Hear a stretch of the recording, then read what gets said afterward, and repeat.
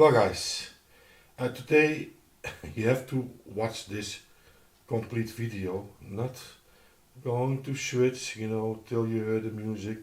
Just listen what I have to tell you about this receiver. This Pioneer SX-1010. From which year it is, Simon? 1973, 1974. The very first monster receiver ever Yes. built. Anyway, 2x100 watt, 1973.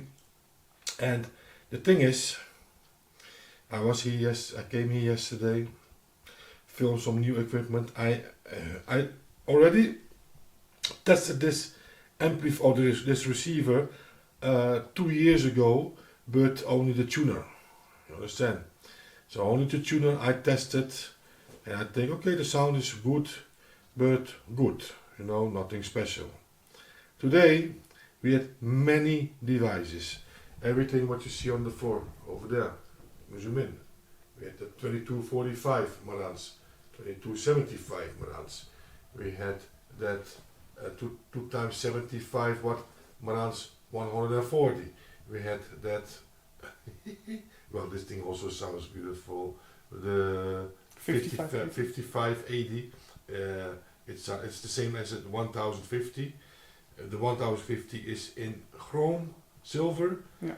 And we tested the The Marantz 1200 over there on the table. You see two of them on top. Both are the 1200. One is 1200B, one is the normal 1200. What more did we film? Anyway, we filmed many things. The Pioneer SA-9100. Beautiful 2x60 watt.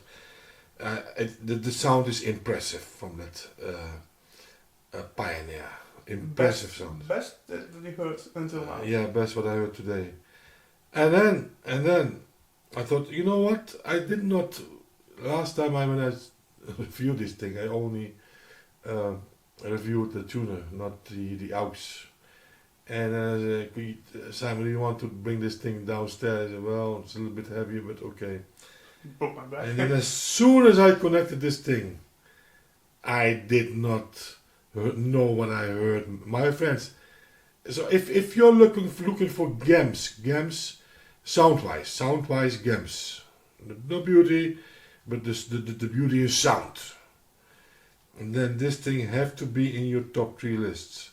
In your top 3, it is not only 2x100 watt, but the sound is fantastic, my friends. Fantastic.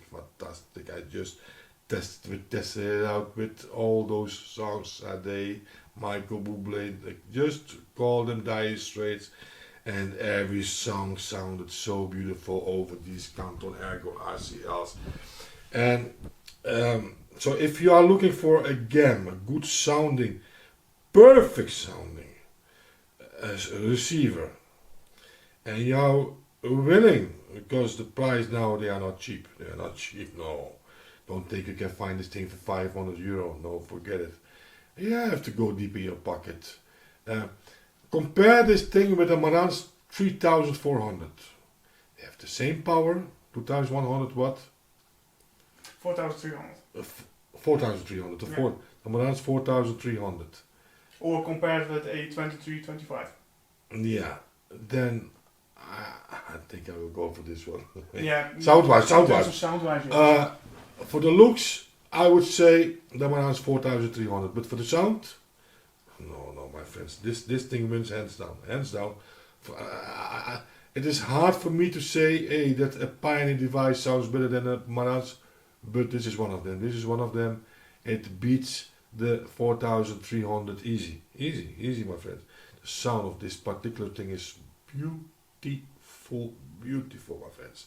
Really beautiful. So if you're looking for, it doesn't look impressive from this distance. You know why?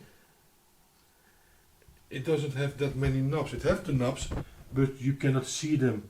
These aren't all switches. You see, And they all have all light. switches.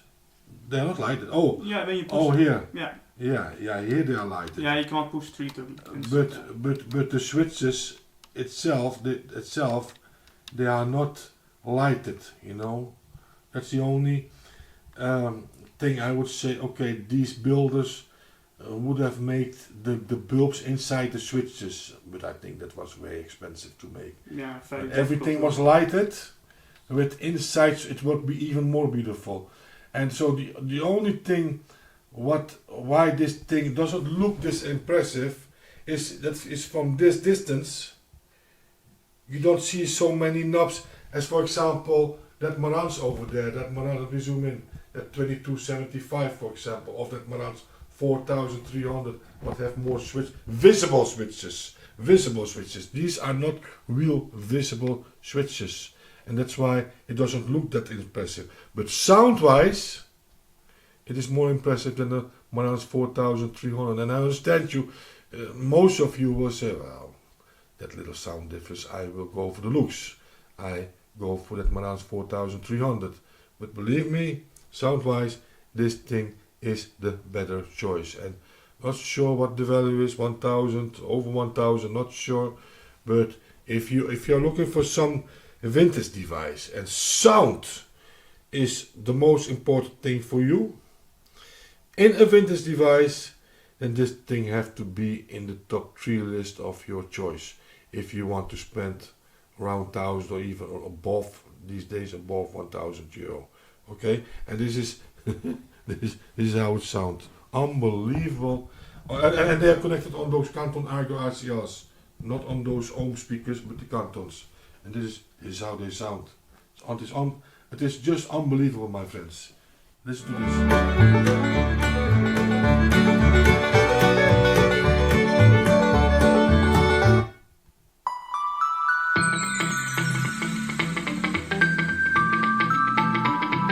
Unbelievable. What a sound.